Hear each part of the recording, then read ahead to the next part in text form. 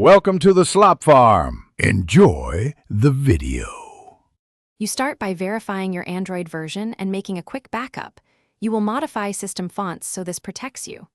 Once done, enable unknown sources or developer options so you can install the tools needed.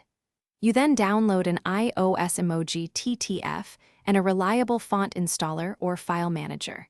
You need the exact iOS Emoji font file.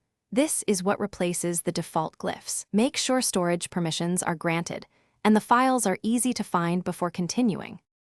You now install the iOS emoji font using the method matching your device.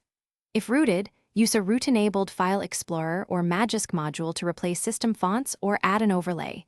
This gives system-wide emoji.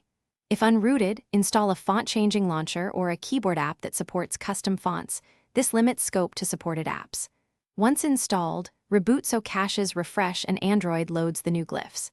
After restart, open messaging, social apps, and the emoji picker to verify the new icons appear correctly.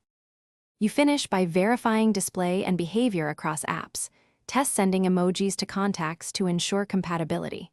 If you see old glyphs, clear app caches or use a font cache reset tool. Sometimes rebooting twice helps. If the device fails to boot after system font replacement, restore your backup or revert the file via recovery or Magisk. Make sure SE Linux and permissions are correct when replacing system files. Keep the TTF backed up so you can reapply or remove the change quickly. Thanks for watching. Consider subscribing if we helped you today.